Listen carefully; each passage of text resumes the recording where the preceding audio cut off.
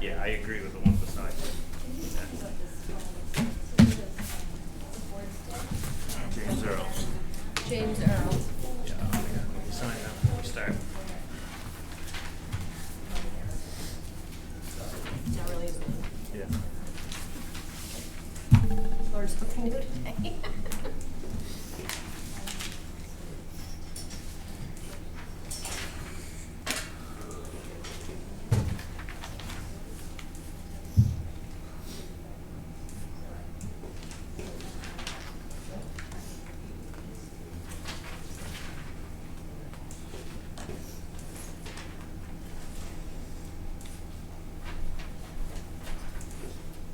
Jesse, did they get back the new truck yet?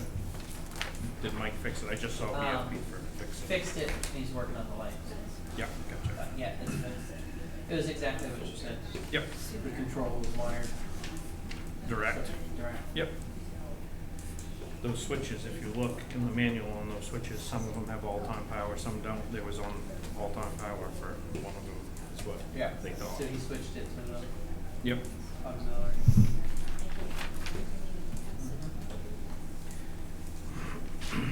Can't have nothing.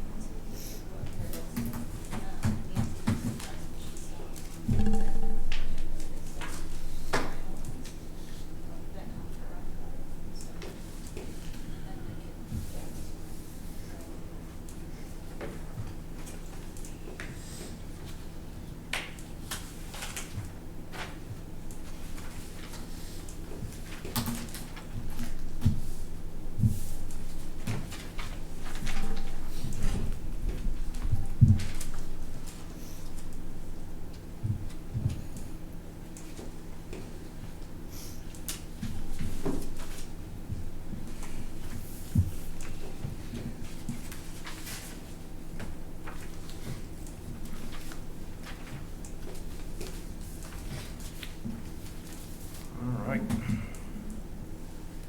Right, I have 5:03, call the meeting to order today, Monday, excuse me, February 10th, 2025. Roll call, we have Selectman Howdy Goodwin, Eric Eaton, Mackenzie Jewett, Kevin Buck, myself, James Thurlow, Town Clerk Sarah Abbott, and Town Manager Jesse Dunbar. Adoption of agenda, is there anything anyone would like to change on the agenda? Okay, approval of minutes, we have the minutes from January 21st, 2025. I make a motion to approve the minutes of, January 6th, was it January 6th? Yeah, that's right, January January 6th. I've done February. 21st. What am I looking at? Yeah, it's right on the top of your, there you go. I'm reading that, that's the agenda, that's what looks wrong, sorry.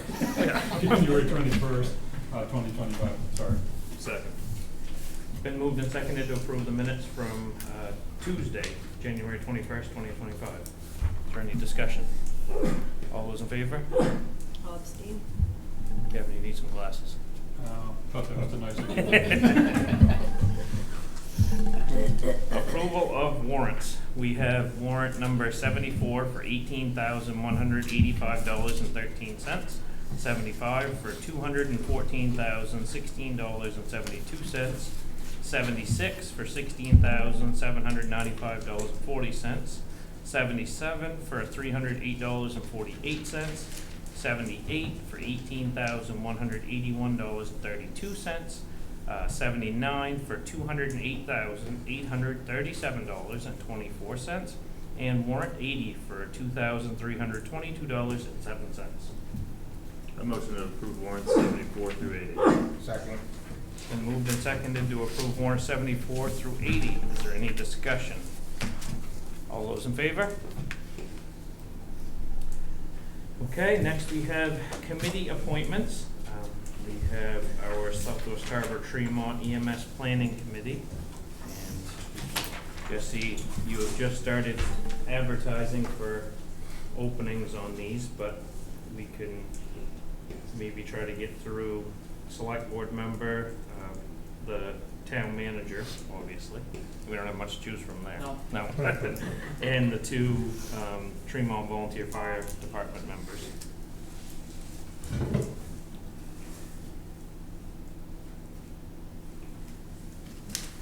You want to start with the town manager? That'd be an easy one.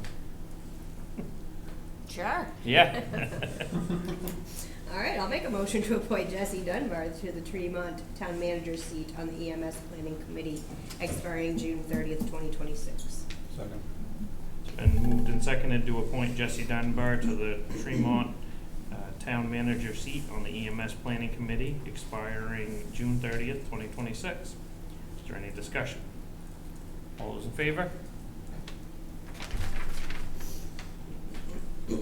Select board seat, Mackenzie? Make a motion to appoint you to the seat? Is that what you mean? Is that what you want me to say? Wow. We don't know the meeting schedule, right? Not until the committee meets. They'll set it. That sounded like a yes to me, Mackenzie. Can it be a maybe? Well, we can always, if you can't do it, then we can come back and regroup after that, but I'm already doing the building committee for the, whatever, the fire department and EMS, so I really don't wanna do another one. As much as I'd love to do that in my free time.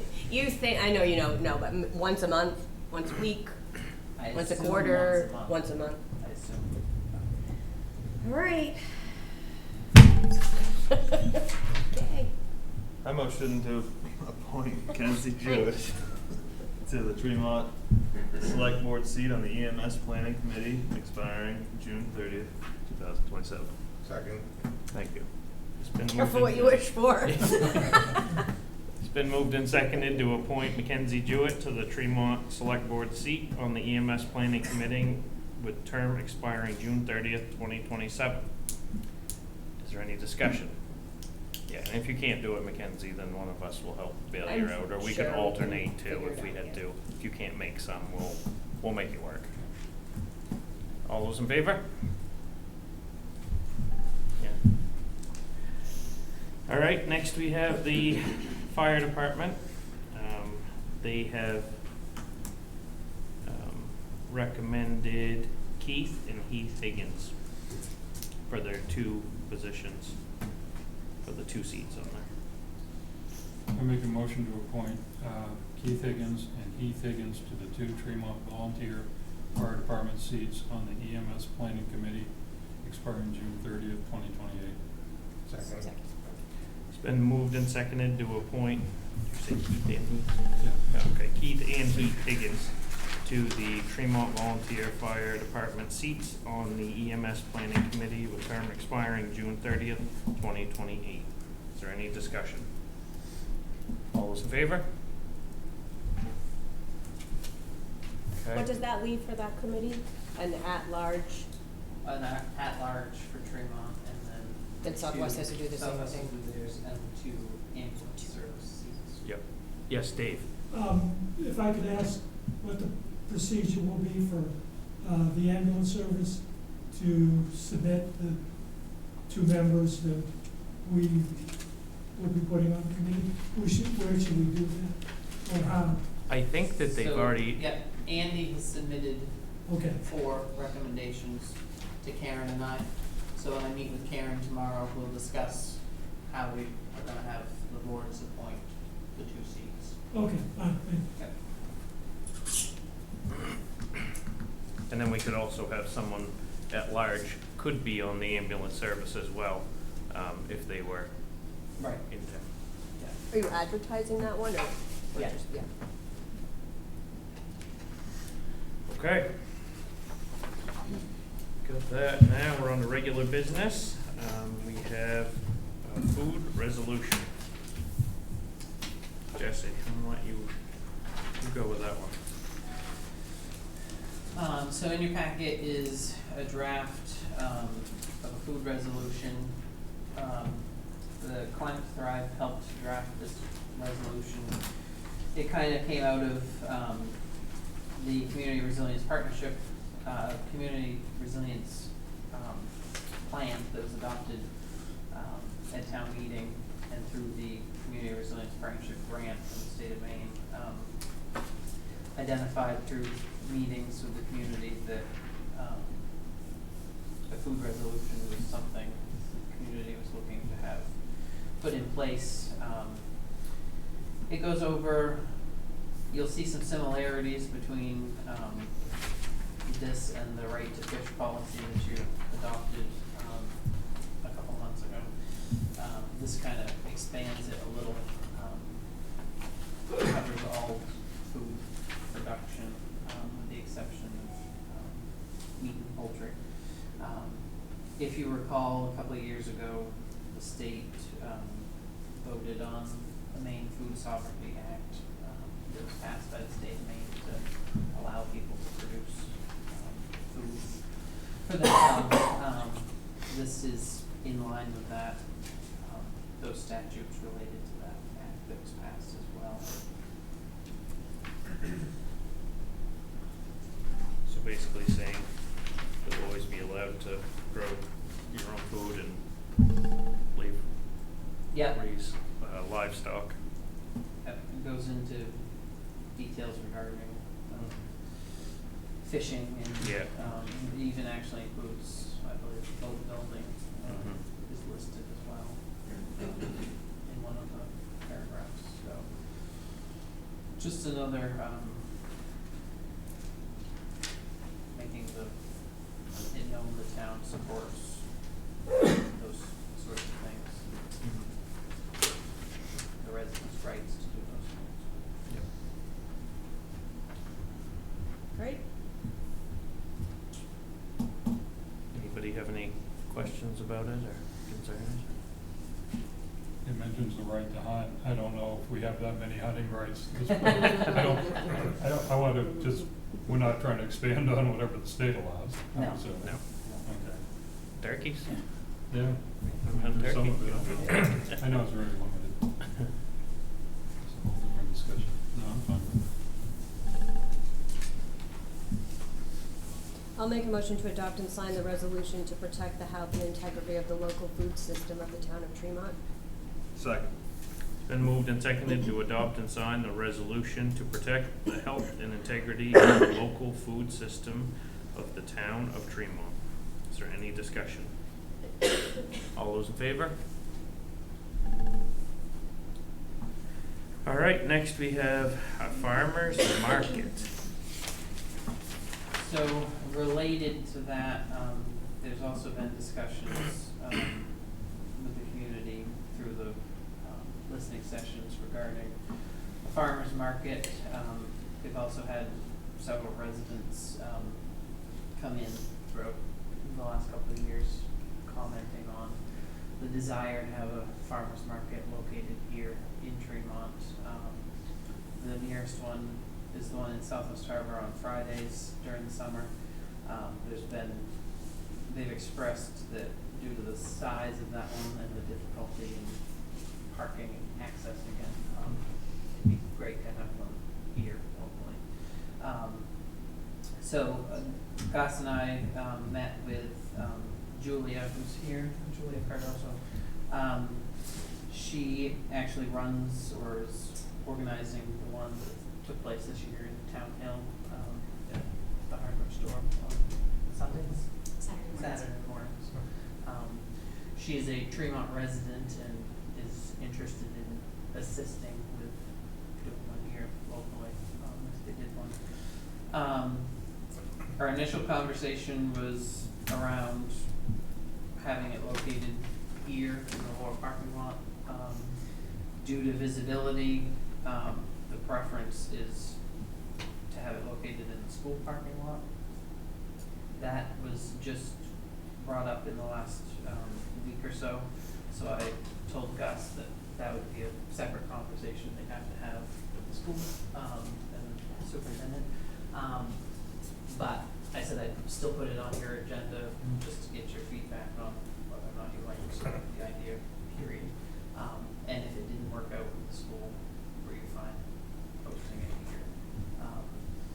Through our discussions, there's little, if any, work involved on the part of the town, other than saying that we agree, to do it. I did speak with the code enforcement officer, and she's reviewing, there's not too much in the ordinance regarding the farmer's market. She said it may fall under planning board, but we'll cross that bridge. I can't imagine that it would for a farmer's market. I mean, that's, Yeah. it's a little different when you're, it would Yeah. just be one day a week, right? Probably, yeah, exactly. And what about the Murphy lot right there beside the school? That way, if it was in the shoulder months, you could do it while school was still in session, and it wouldn't bother, I mean, you could use the school as well, but that would be, Yeah. would a dirt parking lot work as well, or would it be? Yeah, I think the thought was to have it on Sunday afternoons, so Oh, I'm not sure how okay. much that would interfere with school activities, but Yep. yeah, absolutely, that would work too. And the other spot, you heard over there with the skating rink, Weston. Yeah, that's true. Which, I mean, it's That one a in lot of Southwest space is pretty good It's size, busy, so, yeah. yeah, I Busy think. too. But they have it at the wrong time of day and It's a Yeah. tricky time of day. everyone's working and they can't get to it, so I think this would be great to have it on a Sunday. Yeah, Yeah. yep. No, sounds great to me. Yes. It's okay to add this, I Yeah. think that'd be great, and the school has a garden too that I think might be able to even, I'd be interested in talking to you a little bit Yeah. more. And there was some discussion as well about, I guess at the end of the day, some of the farmers don't wanna take produce back with them. So there may be an interest in, if the school is interested in the produce or composting it at the greenhouse, so. Yeah, I think it's a great idea. Yeah. Hopefully we can streamline the process a little bit so it doesn't have to be hung up with planning board, et cetera. I can't imagine it would, but.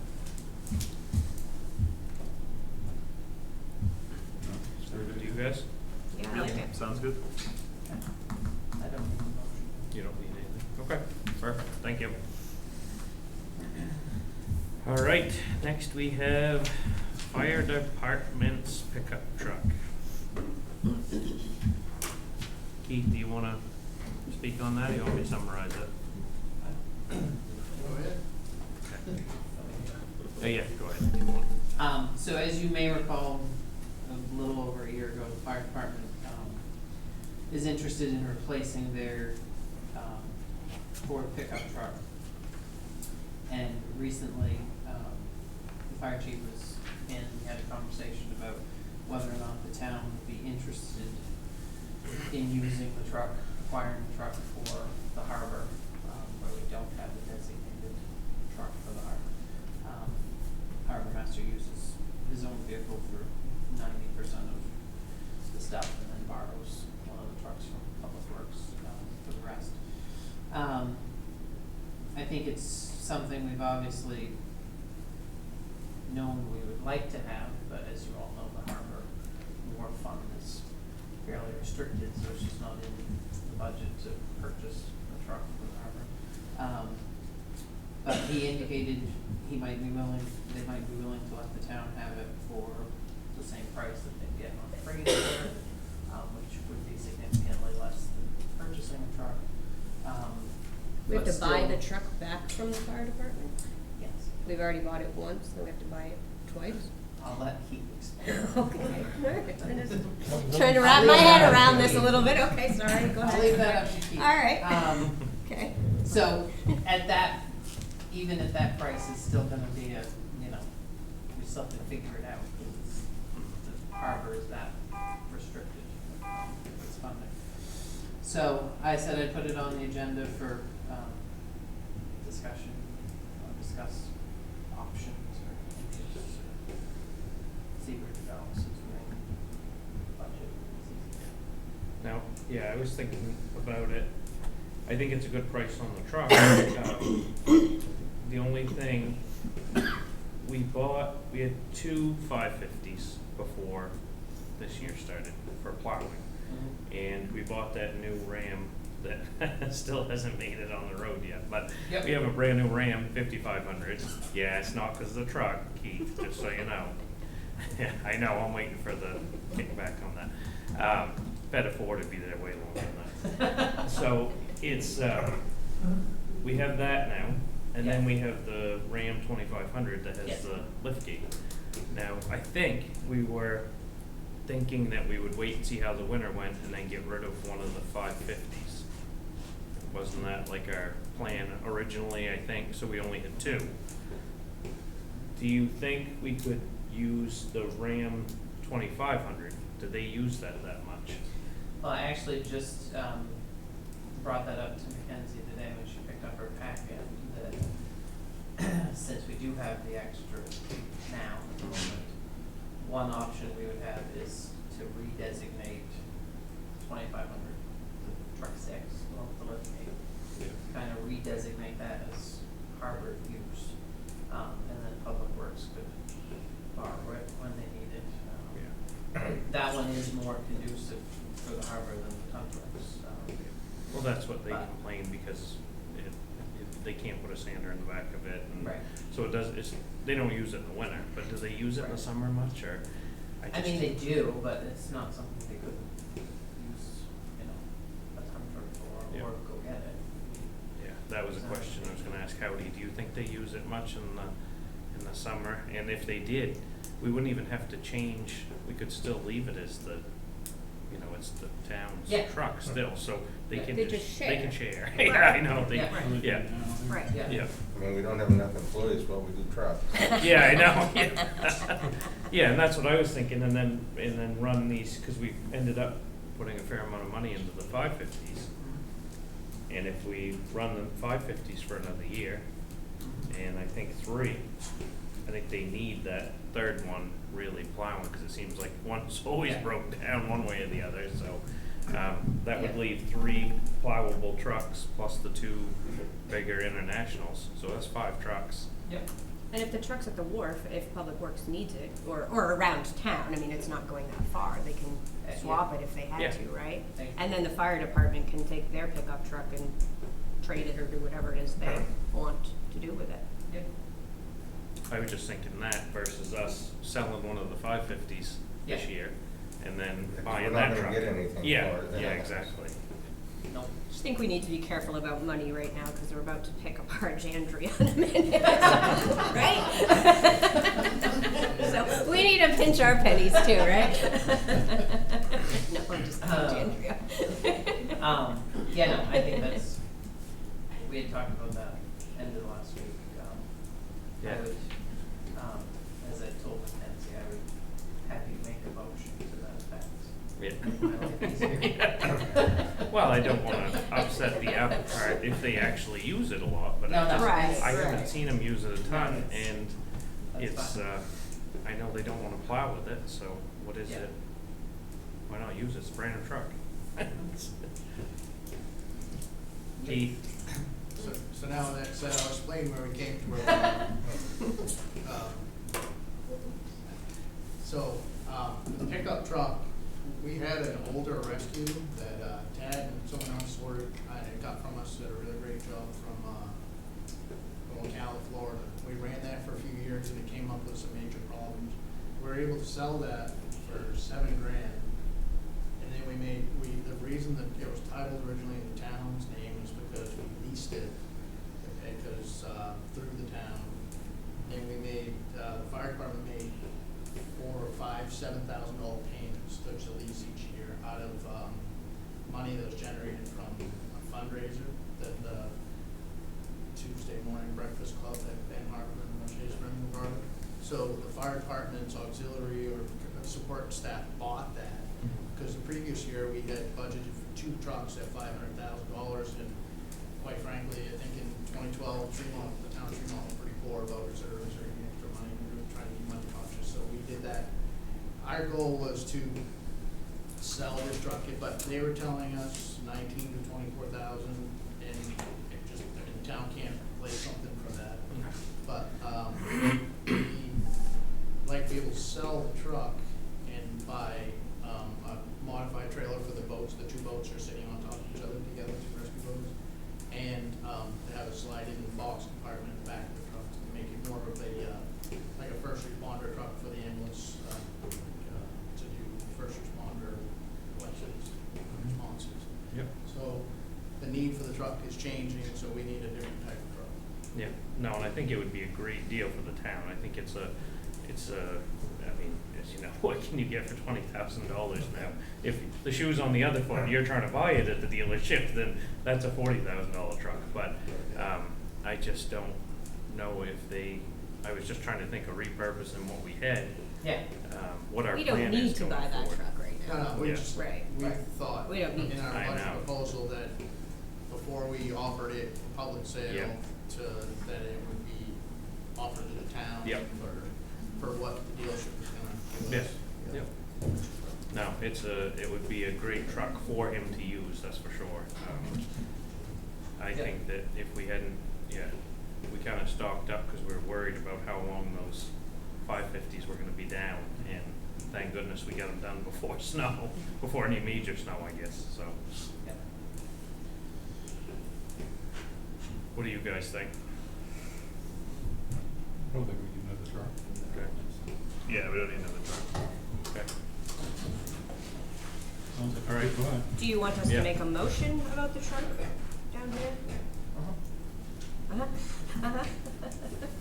Well, I don't know if repurposing it fully is if we're gonna do it, if we're making a motion on it, let's make sure that Yeah. so if Jesse gets some kickback on it. Sure, we Um, made the decision. Yeah, so if the truck's parked here at night, harbor master comes in, parks his truck here, hops in it, takes it to the dock.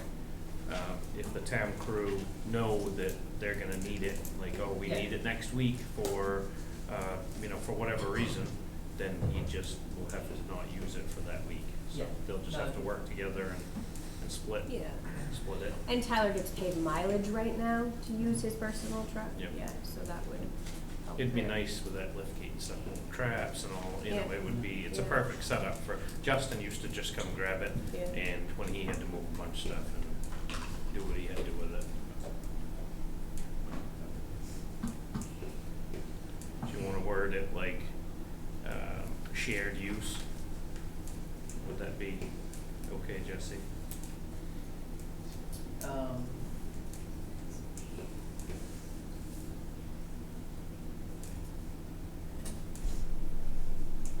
We could do.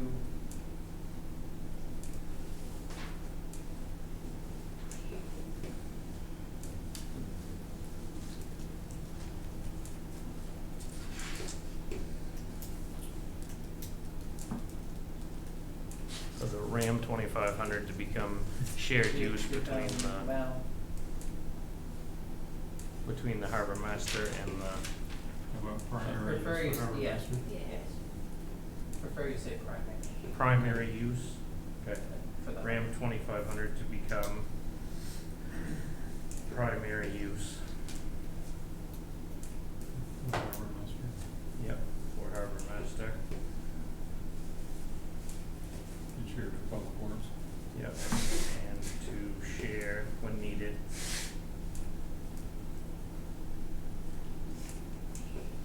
With public works. It's pretty good. We gotta set it in stone for those guys to be able to share. I know. What's that? Pretty much. Kevin, I wrote it down if you can read my hints. Okay. I move to have the Ram 2500 primarily assigned to the harbor master and to be available when needed for public works. Does that sound right? Yeah. Second. Been moved and seconded to change the use of the Ram 2500 to become primarily used for the harbor master and to share when needed with the Public Works Department. Is there any discussion? All those in favor? Just throw us right under the bus, Jesse. Thank you. Just roll the truck right over Yeah, us. we can feel that lift gate Yep. when that just went over. All right, next we have Cemetery Trust CD. So the cemetery trust CD, was currently at Barbara Bank and Trust. It just matured last week. Principal balance is approximately $173,000. As a reminder, we cannot use the principal balance, we just use the interest that it generates towards maintenance on the cemeteries. In September, we moved all of our investment funds to the first, with the exception of this CD and another CD that were already in process. I obtained current rates for the CD since it's matured from Bar Harbor Bank and Trust and the first. And Bar Harbor Bank and Trust is listed first, followed by the first. And in considering what you might want to do, I would just point out that obviously rates are variable, but perhaps where they've been trending down, a 12-month may end up yielding more than a 6-month, should the 6-month renewal be down below what the 12-month is currently, but who knows? Yeah, things seem to be dropping down now, so I think getting it for as long as we can would be key. Good feeling they're not going down anymore for a while, but my crystal ball's never been that good, so.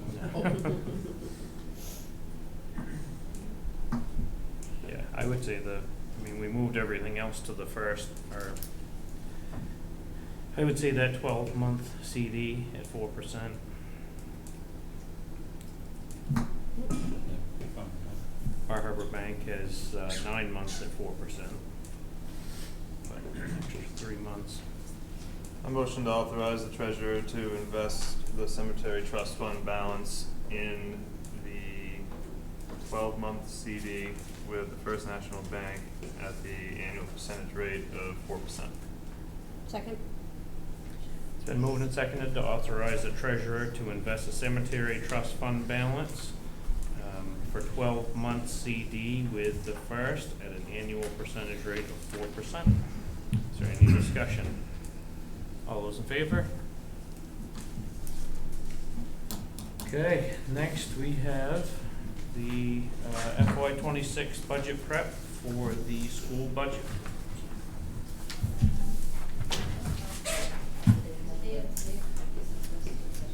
Yes. Yep, we have copies of the, Yes.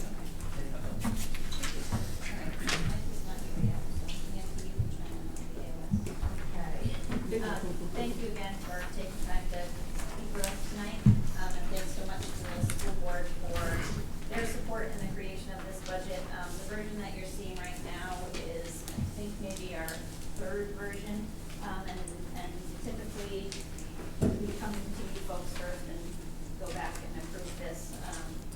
We're interested in your feedback tonight. We had a little bit of a different timeline this year, which was unanticipated. So as we're taking a look down through the budget, you have this document that we call a one pager, but it's not, it's two, that will just help to kind of break things down for you, hopefully a little bit more clearly. Overall, if you're looking at the full budget, it's hard to go line by line, but we can walk through that as much as you would like. To start with, taking a look down the first page of the full budget, we always lay out what the carryover for the following year looks like. Right now, we're hoping to be able to set aside and save $100,000 that helps us in that would be the 26-27 budget. So we always try to set a little bit aside so that we don't end up with a cliff at some point. So we're hoping to be able to set aside that $100,000. We just recently got our first indication of what state subsidy would look like. And I just want to remind you that that is about 2 years behind every year where we are with special education needs in our building. So last year we received about $340,000. This year they've come back tentatively giving us a higher number and we're putting around 420 to just be kind of conservative there because it's not really solidified. We don't really know what we're going to get. But again, where we are right now likely should be higher than that, but what we actually received is based on 2 years ago, the needs that we had. So when you total all of these things up, again, just looking at this front page right here, the total revenue right now for this budget is $5,365,303. The town appropriation for this version of the budget is $4,642,315, and the percentage increase overall is the 11.41, with the $60.13 per $100,000 value. Like I said, we can go through this line by line as much as you would like, so just tell me what you would like. But it's probably easier to look at the fact sheet that just breaks it down by looking at costs and increases that typically are like $4,000 to $5,000 increase is what we try to break out on this document. So, as is typically the case, salaries and benefits, we're in our second year of a new contract cycle. So salaries and benefits, Nancy, you probably remember the percentage increases year to year better than I do right now. The aggregate percentage for this next year over the whole AOS was like 7.58%. Salary raises. Cost of living's 2.5%, that's what they get. So that's based on a contract that was approved last year. So there was an increase last year, there's this increase coming up, and then there's another year coming in this round of contracts. Health insurance as well, are we coming around 10%? We're budgeting 10% as we usually do. It looks like our usage, the claims are a little bit less than last year, so we're hoping for this year, the rates came in at 9.43%, so we're hoping something less than that for this next year, but we won't know anything. We'll know a maximum by the end of March, and then by the first week or so in April, we'll know the final figure. You'll find salary and benefits in each of the cost centers throughout the budget, so I'm just putting that out there, that in each of those you'll see that there's a percentage increase. In terms of like regular instruction and whatnot, some schools in the AOS have gone up to $60 per student post-pandemic. We have not. Many of our teachers are still at $40 per student. In terms of special education costs, last year we added an administrative assistant to try to help support special education teachers. Their work looks very different, or looks different than classroom teachers in that they have significantly more paperwork. They case manage and oversee other adults in the building, as well as the support that they provide to students directly. We're asking to increase that from 12 hours this year to 20 hours. There is the portion of the AOS assessment. The AOS budget has already passed and been approved, so it is rolled into this budget year. The tricky thing about the timeline for these things is that is already passed. So it's already full, that percentage is already folded into this budget here and isn't going to be adjusted or touched. The AOS right now is looking to, so it's in, what is it, 27, 28, what year is it? That's 28, 29, 27, 28, right? So we are expected, public schools are expected by the year 27, 28 to absorb child development services, and that's essentially birth to 5, but we will then be responsible for picking up any services and early intervention that needs to be provided for 3 and 4-year-olds. And actually that starts looking at 2-year-olds so that we can be ready for them by the time they're 3 to be able to provide services that are necessary for them rolling into our school, which is new and haven't been responsible for Wait, that. can you explain that one more time? My best. So Pre-K is so like, right now in our building, we have a pre-K program, Right. Which is phenomenal, by the Yeah, way. yeah, It's yeah. going brilliant. Yeah. And we've been able to dismiss a few kids from special education recently, actually. But so child development services is typically what oversees any services birth to 5 years old. And at this point, public schools, as of the year 27, 28, we are expected to start serving the population of children that need early intervention for 3 and 4-year-olds. But in order to identify them, you'll start doing that when they're approximately 2 years old. So if there's a family that sees a significant need in these early intervention supports, the school systems are being expected to start to take that on. And do those kids go to the pre-K program? No, you're just, Our okay, program all right. serves 3 and 4-year-olds. Okay, 3 and 4-year-olds. Yes, they come in, some of them come in, their birthday is, the cutoff is October 15th. Sure, yeah. So they might come in as 3-year-olds until October 15th, and then. I see, okay. Then they turn 4. But we are gonna be expected to just start to provide those services so that they're in place by the time they're in preschool program. Is there funding for that from the state, or is that Well, like, that's us. that's all us? What, Yeah, what do you that's think, right. Eric? I hope Yeah, so. Yeah, cause that just sounds, Yeah. that sounds like a huge, That's like take- expense coming up. Yeah. Well, I can tell you right now how that is working. It's not, like, as it stands right now, child development services, we have a lot of children in our schools right now that are not receiving the services. We have some students who meet every 30 days essentially to have a meeting to say that, like, the services aren't able to be provided, the staffing isn't there, or whatever it is. So, it's, I hope that there's funding that comes with that. Mike might know more about that. Mike says yes. I have no idea what that will actually look like, but that's what our responsibility is about to become. I guess the potential model is that schools would receive tuition up front for those identified students. And so schools that have jumped in with this first round, so there were 3 rounds of sort of trying it out.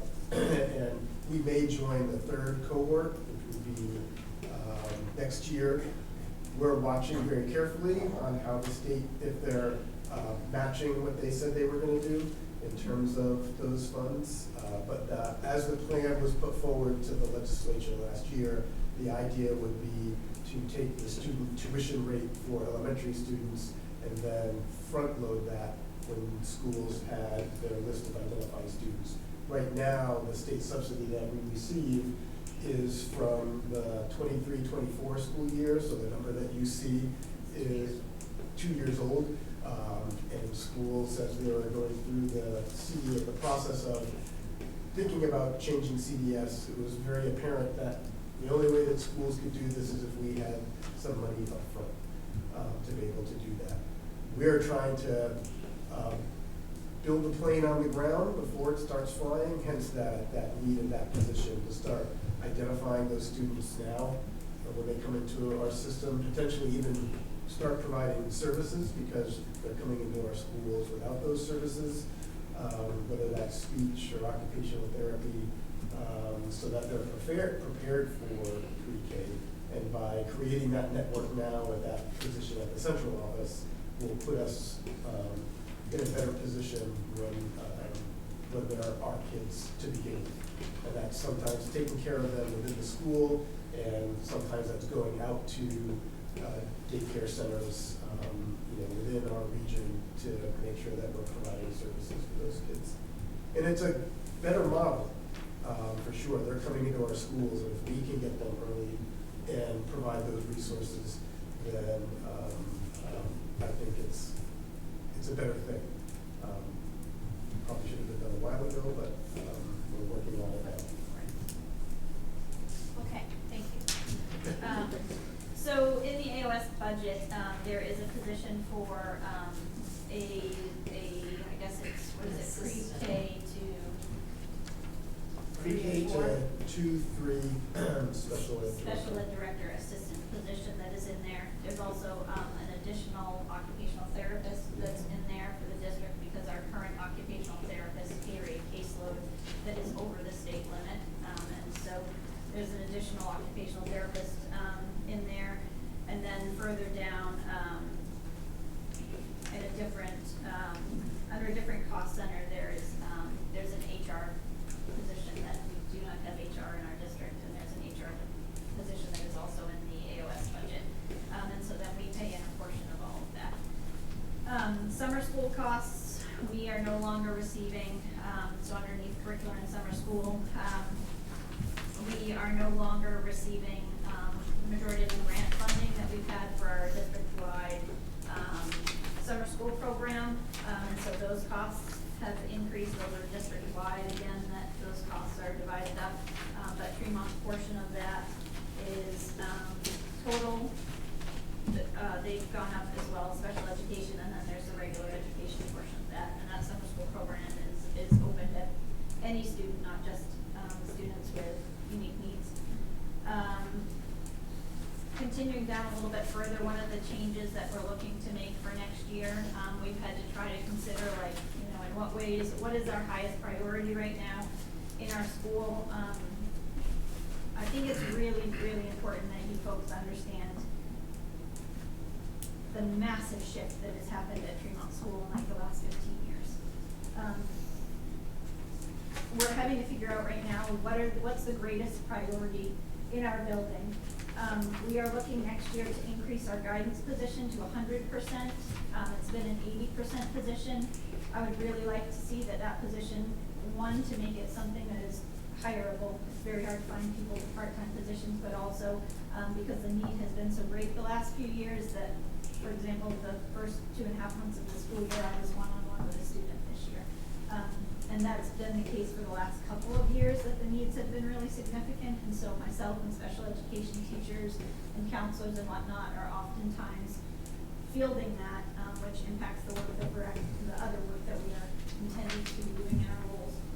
So I'm proposing that we increase the guidance position to 100%, and at the same time that we decrease our library position from a 60% position to a 40% position. So it's essentially a switch in the budget. It doesn't necessarily adjust anything, but it's important for you to know that that's how we're prioritizing this right now. And I'm in conversations with the Bass Harbor Library to see if there's a possibility of doing some partnership with them again. Joyce Mahoney, our librarian, is retiring at the end of this year, so we're trying to rethink that a little bit and figure out how we could make that work. But Bass Harbor Library has more support now this year, right? So that's a good plan. Yeah, I think that there's potential for a lot more too, just beyond like the typical library classes. There, I just had a conversation with Bob, he's been great, and he's going to bring that back to their board to discuss a little bit more and talk about what's possible with the resources and the human resources that they have too. Would that be feasible for them to be able to manage the library the way that they need to and service kids at Tremont School, and then for us to be able to get our kids over and involved with other things at the library more too. So anyway, that's what that switch is that you see underneath staff and student support. We always have, our laptops are leased through an LTI and through the state, and so every couple of years we have to replace equipment, and then there's always a laptop lease and equipment fee that goes in there. Mike, I don't know if there's anything that you guys want to talk about anymore with the AOS, any of the AOS percentage.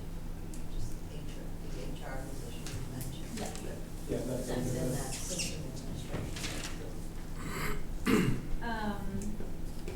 Right, flipping over to the backside.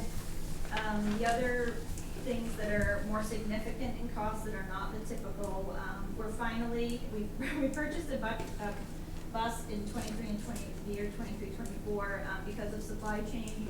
We are hoping that that's going to arrive in the next week or two. It's supposed to. We're really hoping it's going to show up soon. Underneath facilities and maintenance are some of the other larger costs.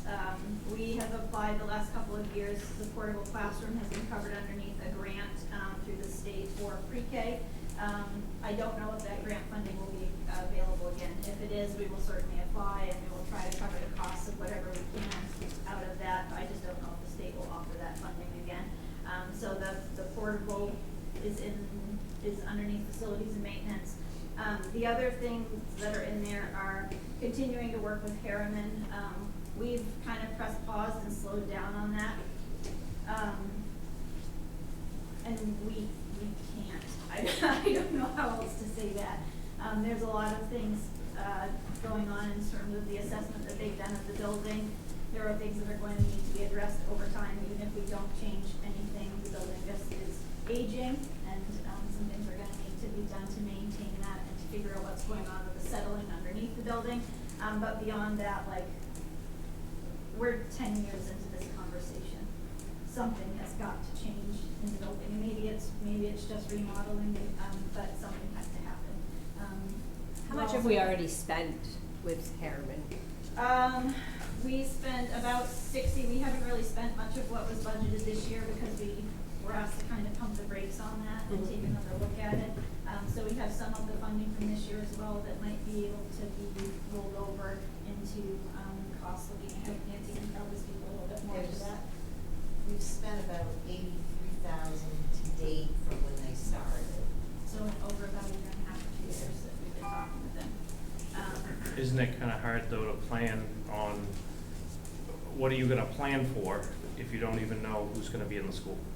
This whole consolidation, or, I mean, there's been some just crazy ideas I've heard that moving certain grades at certain schools, and it's kind of hard to plan for any sort of improvement, isn't it, until they get that ironed out, because what would work for a K through 8 probably isn't gonna work for, some of the things I've seen, like the numbers in Tremont would actually increase. So you would need more support than what you would now, so.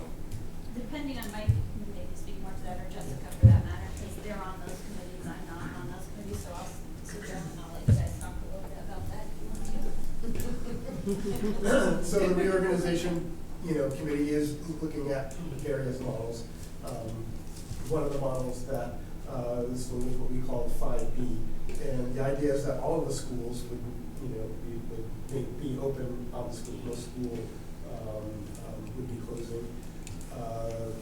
That model 5B looks at the work of the middle school committee and says, to meet the needs of middle schoolers, it would be really important to have a dedicated 7 and 8 middle school. And so which buildings within the district might best serve those? And so the idea right now is potentially to have Pematic be the spot for 7th and 8th grade students. So all students from across the district would come to Pematic for 7th and 8th grade.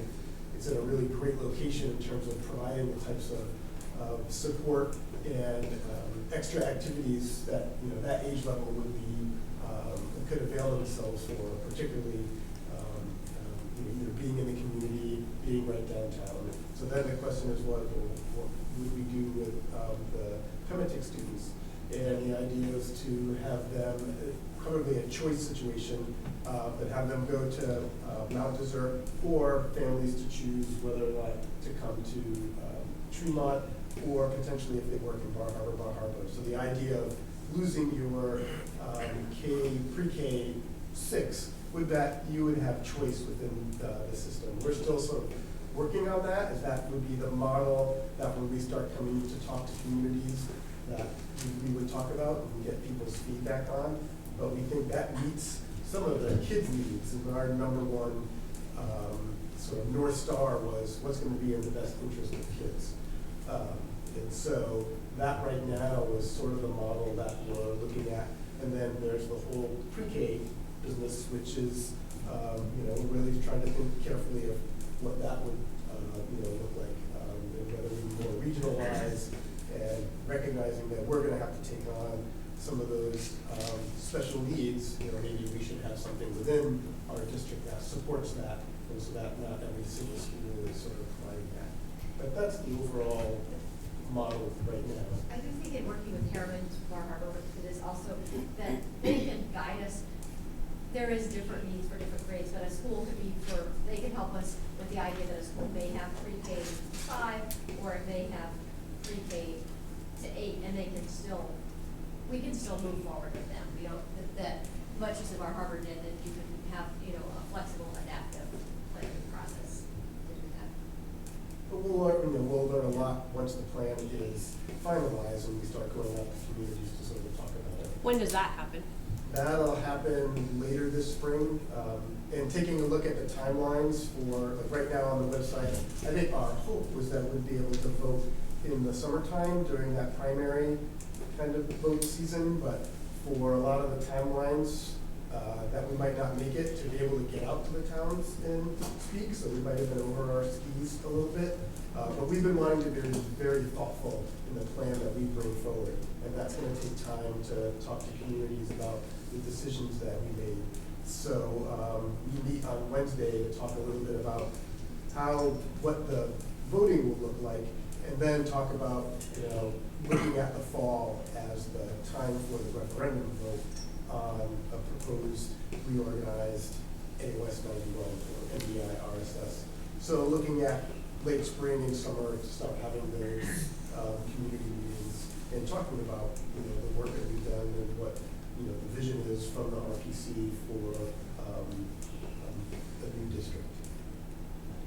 So what if, after seeing that plan, I thought to myself, what if half of the students from Southwest say I want to go to Tremont? I want to send my kids to Bar Harbor.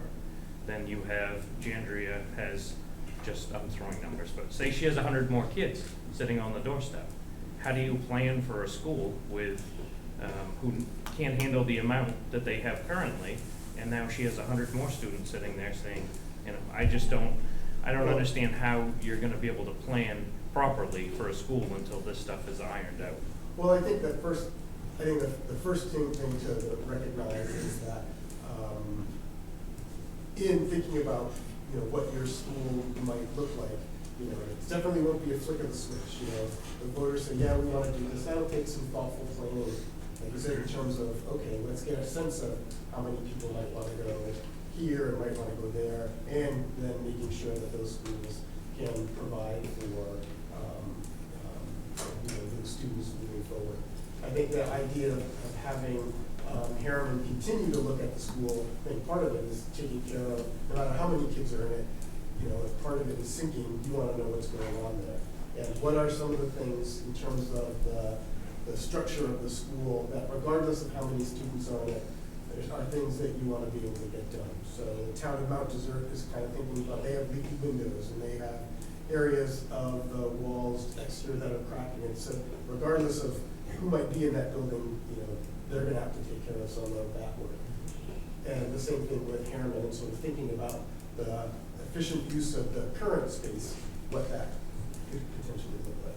I have a question. Nancy said in the last 1 to 2 years, you've already spent $83,000 on this. If the school is sinking, or if it's these things, shouldn't Harriman have already figured those things out?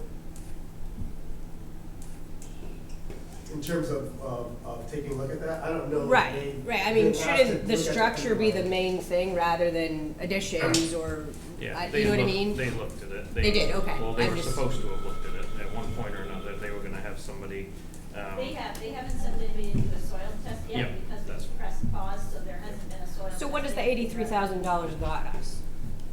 The planning process and being able to start this conversation and having them come in to assess and evaluate where the building is at.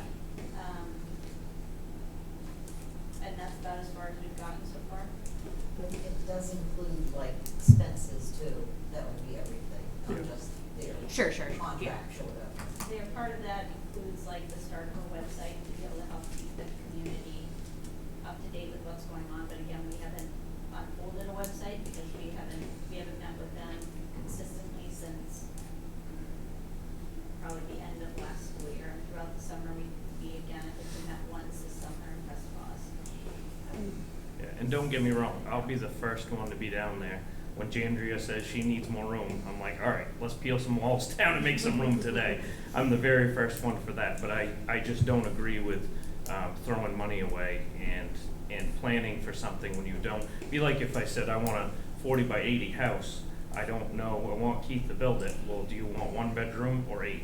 You don't know yet. It's you can only look at that so many times before you're. I wish that this restructuring would come a lot later down the road so that you could just build and get it done and get exactly what you want. It will fit exactly what your needs are. I'm just afraid that if you do too much today, you never know what it's going to be for a need tomorrow. And I just see so many loopholes in that plan of, your enrollment could go way up, and I don't know how you would stop that. Or down. Yeah, or down. Yeah, exactly. It could. Because if you give the parents' school choice, some parents may choose to take their kids out of Tremont, right, and send them to another school, that would be an option. Southwest is the only one with the choice. Oh, okay. Only Southwest. Okay, because they would- gotcha. Yeah, the thought is that, they would be losing, the elementary portion of their school, and then their kids would be there for middle school. So what might be something that would sort of, be a help in terms of, taking a look at ourselves as a district and where could those students go? Gotcha, okay, sorry, I misunderstood that.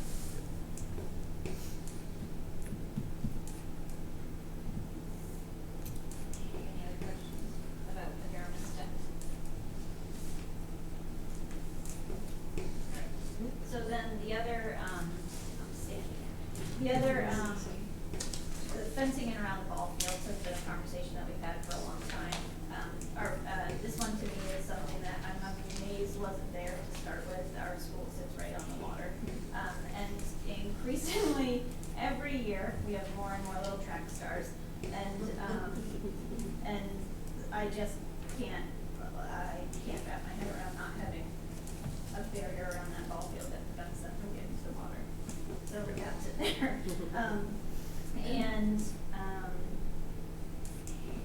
I think that we also have some funding in there actually for an internal building project for this summer to be able to create a couple of extra spaces that we need to try to make do. I hate to spend the money again, but to be honest with you, I don't know where else to put people. So it's not expanding the building at all. It is unfortunately chopping some things up a little bit more, but to give us some of the smaller spaces that we desperately need. We're running out of closets to empty out. So anyway, like I said, this is the third version. The original version that we started with had windows for the community building in it. Those windows are not, they don't provide egress because it wasn't intended to be part of the school originally. So we talked with Jesse about that, and often because of the cost of that, that would be part of the fund for the community building with the town. He and I have already talked about that, and there's money set aside for that. Anyway, there were also 2 additional ed techs in that, that in speaking with Mike, we were anticipating some additional students that require one-on-ones. At this point, we're not anticipating those students, and if that changes, that is what our reserve is for. So we would tap into the reserve.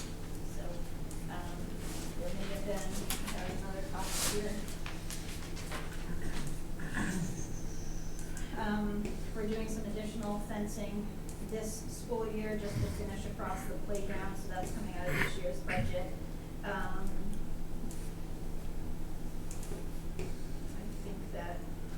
think that covers it.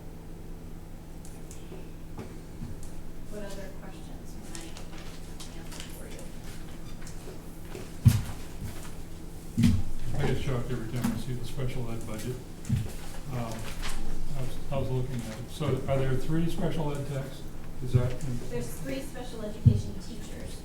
There's 13.5 special education ed techs. Okay, because I was looking at the salary and then how much the Blue Cross Blue Shield was for them. It seemed really out of proportion with all the rest of it. Is that because there's more of them? It depends on what a person takes for a policy too. Okay. Well, I mean, most of them are running around 30%. I did quick math, and it's like 57% of the salary for Blue Cross Blue Shield. I mean, And also, it's like, that's budget to budget, what that percentage is, but if you look, some of them, if you look at the anticipated, when we actually appointed people, yeah. that changed too. So if you're looking for, really, if you look from anticipated to budget, sometimes that changes the. Yeah, I was comparing the proposed salary to the proposed insurance Yeah. costs. That's why I was surprised it was that high. I know. I mean, I was just trying to find anything that would look like it could reduce the numbers, and that one kind of jumped out at me. Is there only one speech therapy position? There is. And can I tell you though that like we finally have somebody in person this year who is brilliant, 5 days a week, who is brilliant, and we've dismissed the children from special education this year. So like pre-K, these things they're making a difference. It's just that like that takes time. That doesn't happen overnight to untangle some of the things that kids are dealing with. yeah, special education costs are high. I think you'll find that in any school budget that you look at right now. And in our area, we are rural. I have a sister who lives in Massachusetts, and I have a niece with some really unique needs. And the programming is ill, is just so different. There's so many more resources in the area where there's just more people.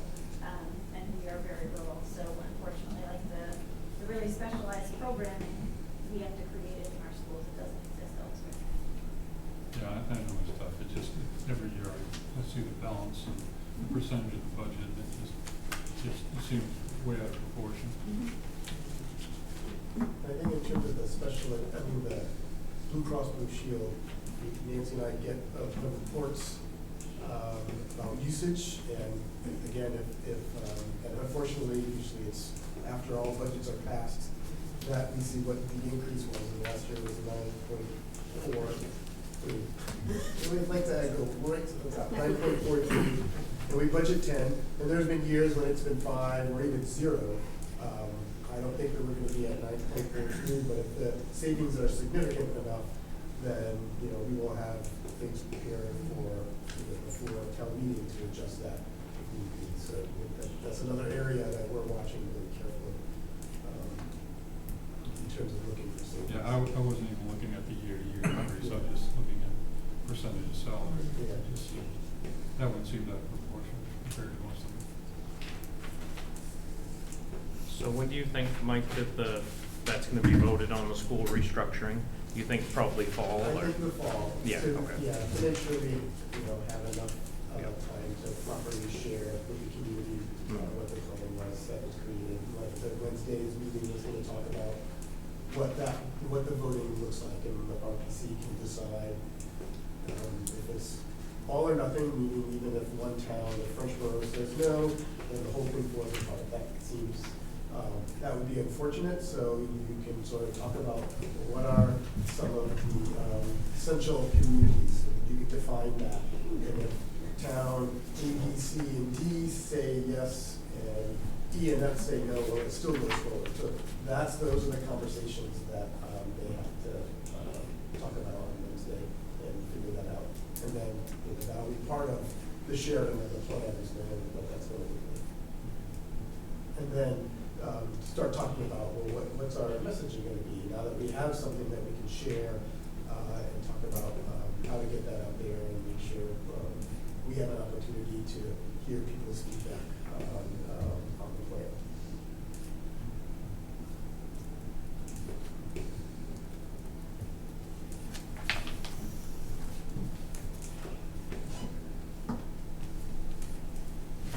Anybody else have any questions?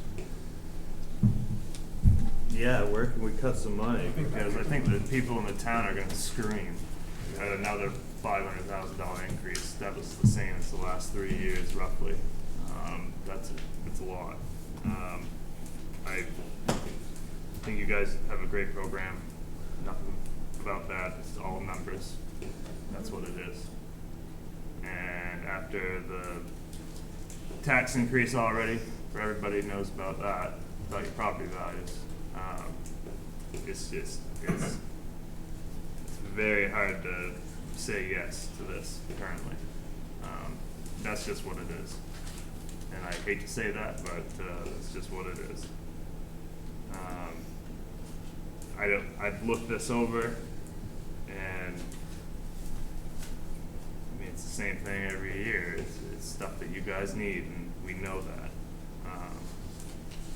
I realize that if we don't keep going on with the little projects, then you get behind on that stuff, and then something else pops up, and I don't have the answer to it. Clearly, none of us do. But the town is really gonna scream at whatever it is, $60 per 100,000. That's all I know.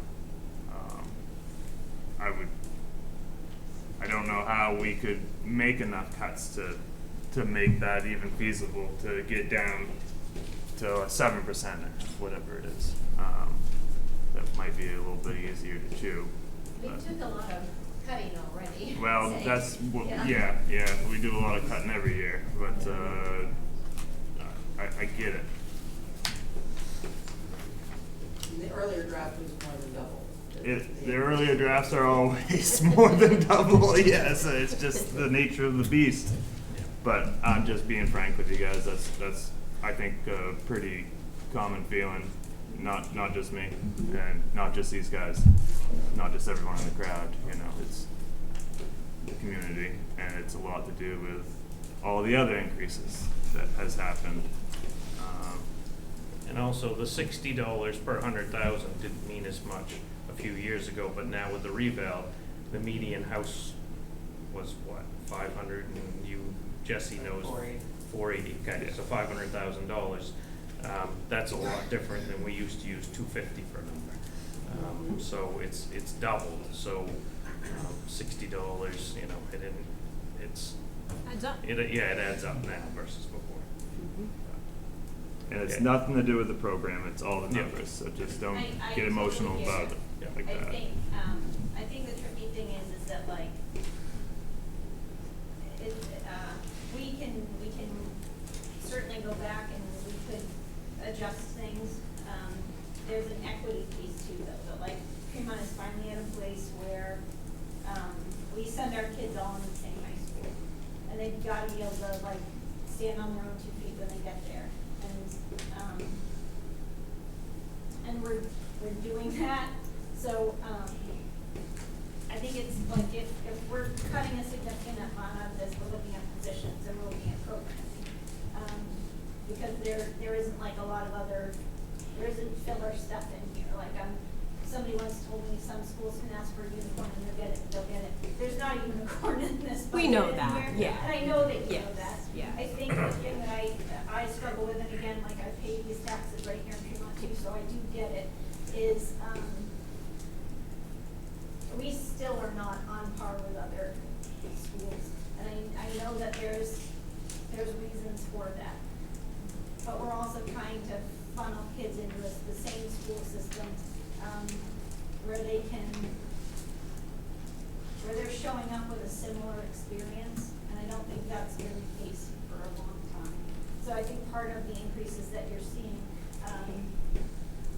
is trying to create that equity for Fremont students that they have not had. There hasn't been equal programming, there haven't been the same positions available to support interventions when needed or support special education needs. And for a long time, that's kind of been said that, or I kind of hear it now with the Heron and stuff, but like, and I get it, I really do, but that Fremont can't afford that. And at some point, we have to figure out how do we do that then? How do we maintain, how do we do this? How do we maintain a school in Fremont and make sure that the kids are getting what they need before they move out of our building and are ready for the high school? So I think the answer to like, what do we cut is it's positions and programming that we're cutting, or we're not moving forward some of the stuff like the Harriman work or whatever it is that needs to happen. I just don't know what to tell you then. 5 years down, like this stuff has been needed for the last 8 years. And so I think that part of the pain is that like, we just went through the pandemic and we've increased some of these things because they were needed long before this. It's just all happened really in a short period of time. So that I think that's your answer. I don't know, maybe Mike's writing numbers down over there. He's figured it out. Yeah, he's figured out the master plan, yeah. You know, on the budget, there's sort of the two sides, and so, you know, there's the revenue side, and of course, when Andrea presented, we talked about saving, with the carryover, saving 100,000. You know, that's sort of a roulette when you know, if you're to take all of that, or a part of that, and put that into carryover, and you have that as a starting point for your budget, then, you know, what happens next year if your carryover is less, then you might see even a larger increase next year. And, but is there a possibility of looking at that 100,000 and saying, okay, well, maybe you take 50,000 of it and put it in, well, there's a percent. And then we usually save out around 20,000 with the state subsidy, because you never know once the State Department of Education says and runs their numbers, hey, we'll send you the preliminary number, but then it goes into the legislature, and all kinds of things can happen in the legislature. And we do our best to be able to make sure that we're not gonna be in the rears. And I think that happened a number of years ago to a community, and we had to boost the budget. And we, you know, so do you take a look at that 20,000 in state subsidy that we're kind of holding on to just in case, and hold on to 10 and throw 10 back in? You know, then you're getting, you know, you're getting a little closer. And I think that's something that Nancy and I can play around with and get a sense of what that looks like. How are our students testing going into high school compared to the other schools in the district? What level are we at? Are we at the bottom? Are we in the middle? Are we at the top? We are more in the middle, I would say, right now. Our test scores this fall looked really strong. There was a lot of impressive growth that our students had shown. That's we've finally been able to hire on like a full-time, like people that we need for intervention. Some of the other schools have interventionists, the same positions we have, and then they have ed techs that work underneath them. We don't have that. We just have our interventionists that serve that. And the population of our schools, other than Connors Emerson at the elementary level, they're very similar. There's not that much difference between us and like MDS's population or Pennatic's population. We might even have more students than some of them right now, actually. But we don't have those positions. Some schools have full-time MTSS person who oversees that. We do not have that in our school. We talked a little bit this year about what to do with the guidance position and the behavior position, and I those are necessary. If for me to be able to do my job, and special education teachers to be able to do their job. Otherwise, I'm the highest paid ed tech that you. I'm not joking. So I think that what it boils down to is some of these things like I can't change the percentage for salaries and benefits. I can't change what special education needs. Those things we're legally bound to provide those things.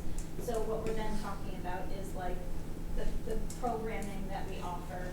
Do we continue to offer all of that? Do we continue to offer the same extracurricular activities? And if we don't, we just have to be prepared for the fact that like those are experiences that our kids don't have that other kids from other schools do.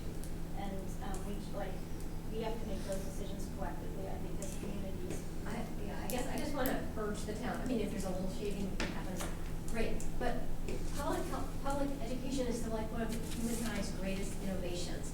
And if we want, our town to be successful, we have to invest in the kids, and we have to invest in providing an excellent education. If we want people to stay here, we want people to live here, we want people to raise their kids here. And I think it would just be really short-sighted to say to save someone $300 on their tax bill, who has a $500,000 home, that we're just going to start whacking off these programs so that, our school slides back down, and our test scores aren't going up, and our kids aren't competing when they get to high school, and we're not providing special education to kids that really need it. I know that everyone knows that. I think it's got to be said that, the stakes are very high, and I think we need to keep, our eyes on the prize about providing the excellent education that we are providing right now, and want to keep providing that. I don't think anybody is saying that they need to cut education. I don't think I've heard anybody say that at all. I think the only thing I've heard is trying to whittle down on some of the extras, which.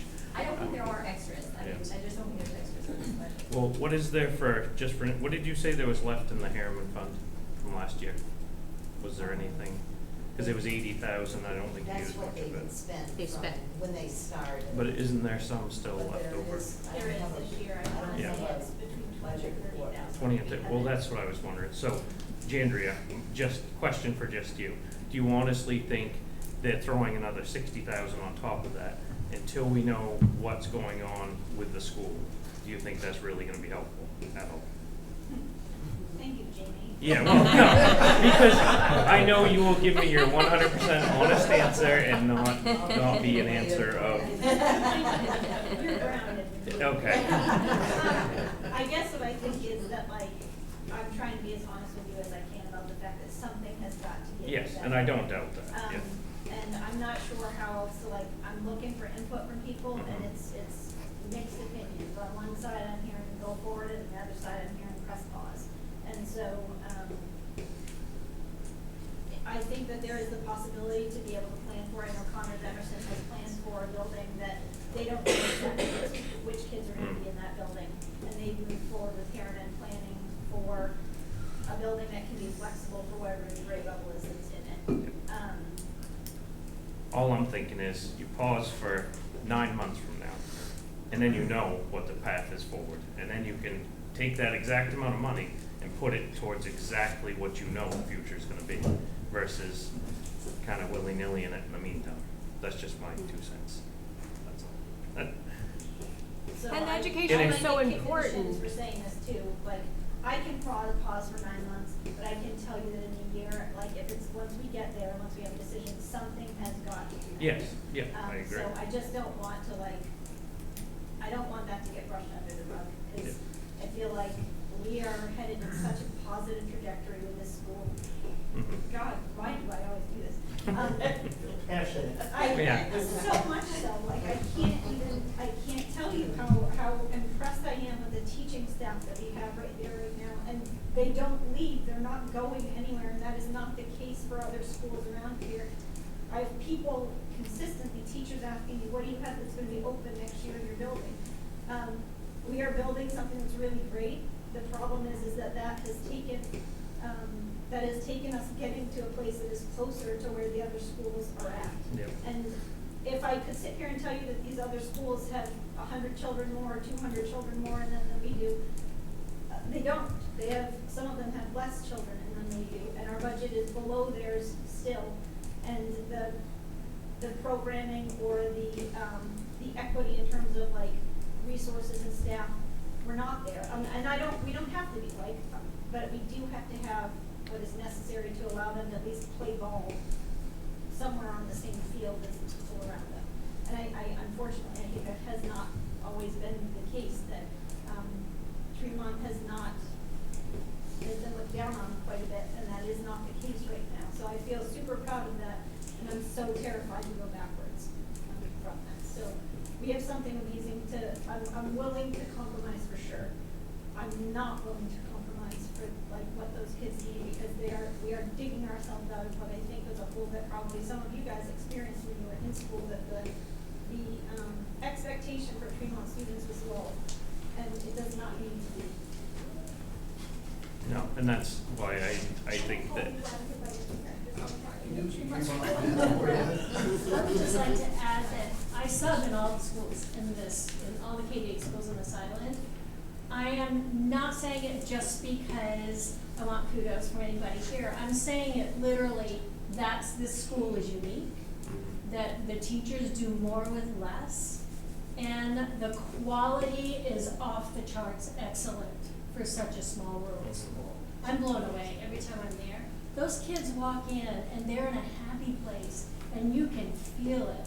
They feel good, they want to learn, because of the unity of the staff in that school and the quality of the teachers. And I've subbed pretty much in almost every grade in the school. It's across the grades. no, I think we all, I mean, I have kids there, I know Sure. Eric has a wife that works there. I think we all know that it's an unbelievable school, and I just, I would love to see it stay kindergarten through pre-K through 8 school just for Tremont. And I would like to see, build whatever you need to make it happen. I think that it would be great, but until you know that that's actually going to be that way, then, or whatever it's going to be, I think it's challenging. So there's I'm not no, opposed to that conversation. And again, other people might disagree with me on that. I'm open to that conversation of what to do with Harriman. So long as we know that, like, once we have a better idea, we have to be able to accommodate that. But if we were to take the $60,000 for Harriman out of this budget, what's that gonna change our per thousand? Like, is it gonna come down by $5? 1.1%, and so you would go, like, if you took all of Harriman out,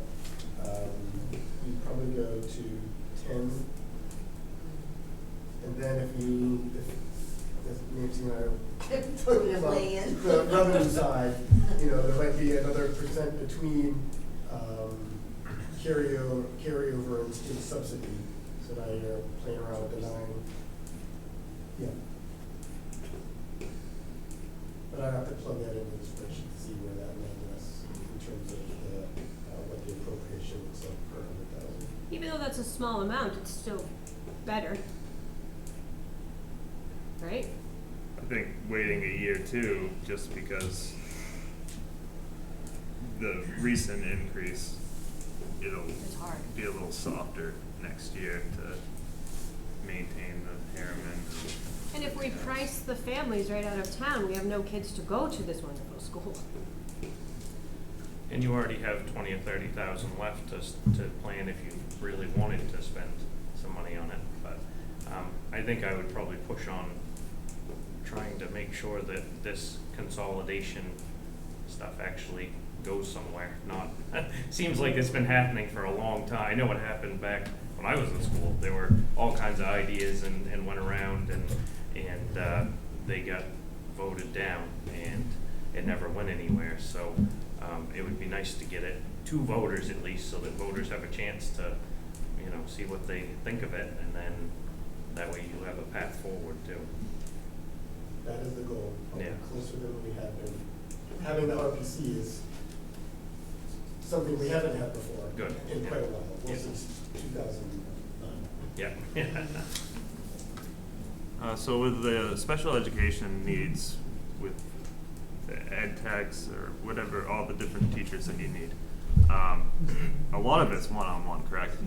So it'd be very hard to, there's no extra time for any of those teachers at any of the schools that maybe we could somehow combine those forces to keep all of our expenses down on that, because that's one of the largest expenses that we have.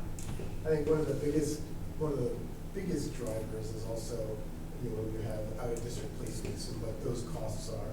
And so all of the Hancock County superintendents, we're in the middle of taking a look at a possible regional program, because, you know, we're not the only district and Tremont's not the only school that's seeing an increase in those costs. And so that's something that, as a bigger picture, we're looking at trying to, all of the schools in Hancock County are looking for ways to be able to have an excellent program and also be able to save us money. And if we put all of our resources together as a single organization rather than separate budgets, then we'll be better able to create programs where, you know, rather than every single school having a sub-program in it, there would be one that would service, you know, those needs. And so that's, you know, that part of the wonderful thing about thinking of ourselves as a region rather than a collection of individual school units is having better control and the flexibility to create those programs as needed, and then fund them equitably across all of our schools. In terms of, for next year, leading into next year, we used to have 2 special education teachers, and then, I don't know, 3 or 4 years ago, our needs shifted pretty dramatically to require some very specialized program, and we created a SUN program, and that has continued to grow. With about 5 years, we will have gone from 1 student in that program to 4 students in that program, and that is a very, very hands-on, really intense program for students with very unique needs. And that requires somebody pretty specialized to be able to oversee that, and the one-to-one staff as well to be able to work individually with those students. So I don't, we've considered, are there other schools that have that we might be able to partner with? And not every school has the level of need that we do right now. So they don't necessarily have students we've toyed with the idea of, could we have a SUN program in one location and a behavior program or something in another? And we don't have necessarily the facility to be able to do that easily. But then the needs aren't necessarily, they don't necessarily exist in our neighboring communities the same way they do in ours. The AOS structure doesn't lend itself to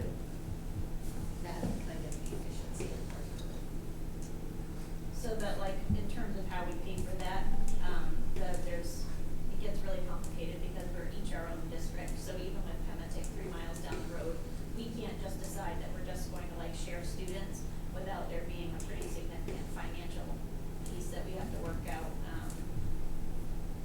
because we're not considered one district. I don't know if I'm being clear. Yeah, that makes If sense. That makes sense. So that makes it tricky as well. It's not that you can't figure those things out, but at the same time, they just, like most other schools have pretty significant, needs in the area of special education as well. Not all of our surrounding schools have programs such as some programs, like, depends on the students in any given year. And we have a higher population. Yep. I was just seeing if there was anything that maybe someone didn't consider, but I'm sure that everything's been considered. We do have those conversations. I think it's important for you to know that like we do try to talk and try to figure out like what's going on at Pemetic in particular, like because they're so close, the transportation piece and whatnot, it would just make more sense and it would be easier to be able to do those things. But they don't necessarily have the same population that we do right now. So there's no extra teachers. There's no extra. No, I get it. I get it. I mean, I guess if You you know, look at it and be like, well, that's extra, but again, I think that then like you have to decide, I don't feel that way, but you have to decide like what programming do you want to offer, and do you want it to look the same as the surrounding schools? I would argue, I think that's important. But that's what you start to get into, I think, is which way, which one, what position do you think is, I'm good with And it. and I would think that part of the reorganization is to, and through the community meetings will be to a recognition that all of the students in our region, whether they're from Trenton or Swans Island, that these are all of our kids. And how can we better meet their needs when all of us are putting in the resources to do that? And I think that's an important mind shift, I think. For a very long time, we've been sort of in our silos, and that makes it really hard for a family to have their child go from one community to another because they have this these siloed thoughts, and whether or not another community expect those. Even if the one community is paying for that, there's still this other sense. But the more that we can think of ourselves as a region, and that we're here taking care of all of our kids from pre-K through grade 12. We do it really well for our high school. They're 14 to 18. Yeah, we're all in. Well, let's expand that a little bit larger. Let's think about our youngest and how we can best meet their needs. So that when they leave here, that they're ready for whatever they want to do, whether that's work or going to college. And I think that's probably the biggest key, I think, around the reorganization is changing that mindset in terms of the kids that we take care of here in our region as it is right now. And the sooner we can do that, I think we'll see some help on the economic side for sure. This is kind of an off question from the budget stuff, but who would be in charge of like the teachers? Would still like the local principal, like Andrea, be in charge of Tremont and the hiring and who work there and such? It wouldn't be like an island-wide. Yeah, I wouldn't just be decreeing. Yeah. I knew it'd be. They're already on a common Contract, CPA, yeah. so, Mhm. But all of that, there'd be that, local control in terms Yeah, of hiring and yeah. everything Well, like that. as everybody agrees that there's a special thing going on there, so you don't want to see that change. I just wanted to comment on the ongoing discussions. Hopefully, I know you're probably not to the point of sharing much information right now, but in the last couple of weeks, there's been a massive amount of people frustrated and angry that it's not transparent. They didn't know what was being considered or what's going to be presented. I've been stopped in the parking lot. I've had people coming in that are not happy.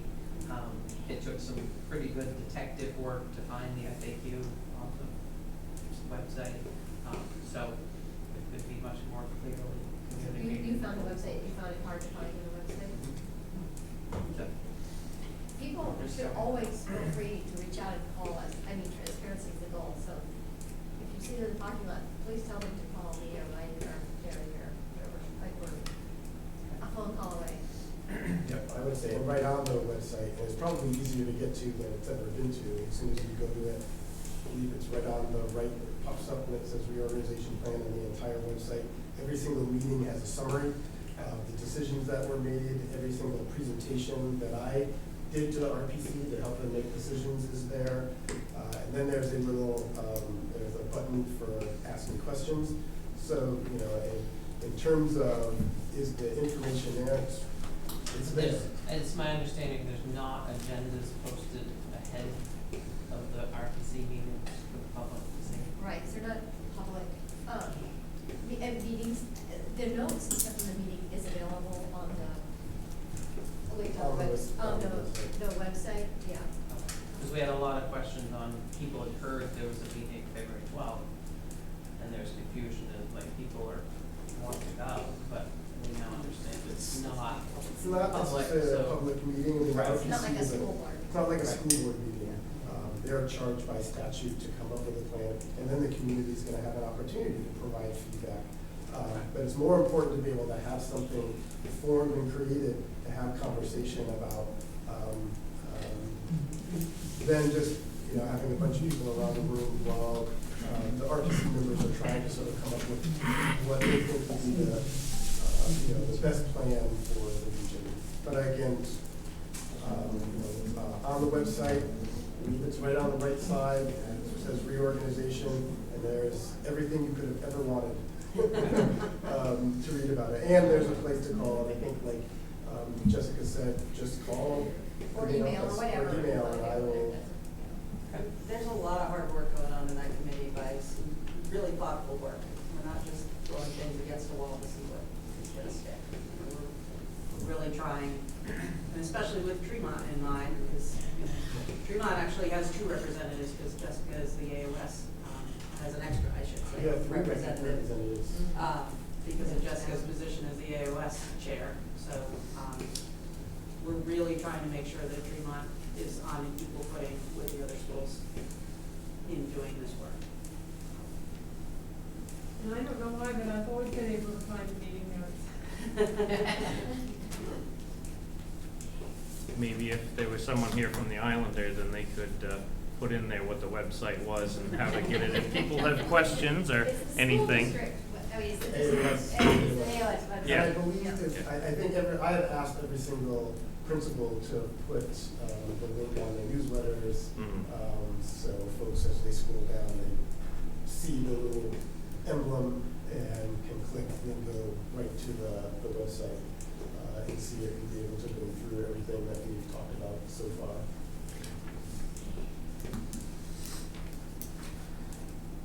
All right.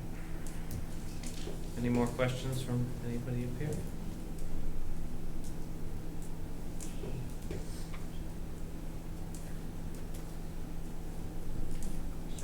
Eric? No, I pretty much, whatever, is what it is. Maybe take another look, not asking you to cut your programs, it's not what we're saying. No, I hear you loud and clear, So, I really do, and I we- appreciate the conversation and the honesty, so. Yeah, we 100% support what you guys are doing in that school, let's just try to make it all work for, no one's gonna be happy. It's just like, it's just the nature of the beast, and this is like the worst part of this job is to sit here and tell you you can't have any money, you know, it drives me nuts. But, yeah, I don't know, we gotta do something. Take another look, please. Thank you. All right, thank you, everybody, and we'll, I guess, put it on our next meeting. You ready for that? Thank you all. Thanks. All right. When do we come back again? 2 weeks will be our next meeting.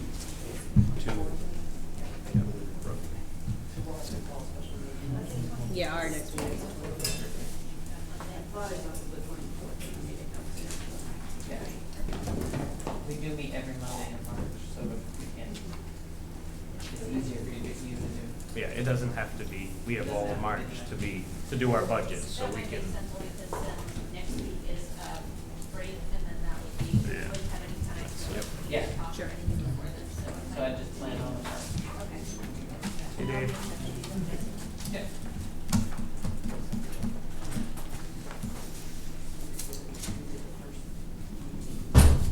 All right, now we have the town manager's report.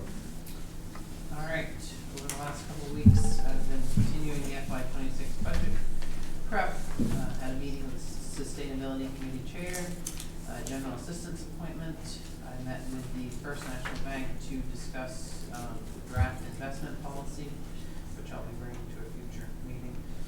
I attended the coastal storm response meeting with the Island Institute in Northeast Harbor. I attended the leak accounts meeting, had a Zoom meeting with the DOT about a town road issue. Prepared the Harbor Committee financial reports, drafted some amendments to the Harbor at Wharf ordinance for the Harbor Committee review. They have moved those forward to your review, which will be at the next meeting, so the Harbor Master can attend for the review. Meeting prep and met with the Musson Group regarding some GIS mapping questions. Office staff, clerk attended the AOS budget meeting, prepared the DMV reports, worked on the town report letter, cleaned discharges, and attended a Title 38 webinar. Public Works was busy with sanding, changing the hose on truck 2, sidewalk cleanup, received several salt deliveries, finished repairs on truck 2, picked up spare tires in Ellsworth, cleanup behind the school, plowing and sanding, way too much. Installed a vibrator motor on truck 1, and worked on the truck 9 plow and the truck 3 sander. Removed the traps from the trap tree at the school, and did some work on truck 4, which is the new truck. The Harbor Master was busy with trash and snow cleanup, carpentry work in the new Harbor Master office, Harbor Committee prep, and dealing with some mooring and boat issues in the harbor. And over the next few weeks, I'll continue my FY '26 budget. Okay, thank you, Jesse. Any more progress with the sand situation? I know that you're gonna need more, aren't you, for these next Yes, couple they storms? were hauling sand today. Okay. I'll be again on Wednesday. I've been assured that it will be fine. Okay, And I it was- just- They were hauling it one truckload at a time from Lemoyne today. okay. So, One of the guys complained to me about there being a piece of pallet in there again, so I just figured. I think we've been clear now, Okay, so I don't anticipate any issues. okay. Sounds good. Supplier hasn't changed, I'm assuming. All right, suggestions for the next meeting? Date of the next meeting. Make a motion to confirm the date of the next meeting for Monday, February 24th, 2025, 5 o'clock at the town office. Second. It's been moved and seconded to confirm the date of the next meeting for Monday, February 24th, 2025, 5 PM at the town office. Is there any discussion? All those in favor? And lastly, we have an executive session titled Pacific Hall.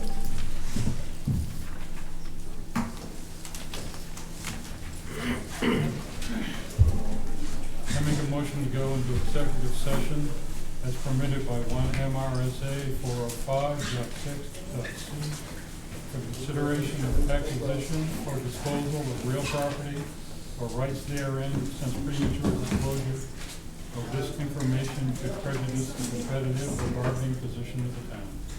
Second.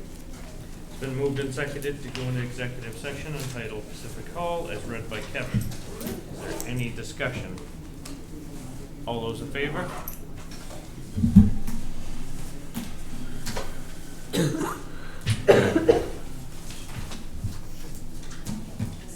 Hey, thank thank you guys for your hard work. Yeah. Appreciate it. No, I appreciate you guys very much, and I know this isn't easy work, so I'll get out of here, but I do appreciate your support so much. Have a good night. You on? Yeah. Okay. We are out of executive session at 6:55. Motion to adjourn? Second? Second. All those in favor? All right, just date the next meeting?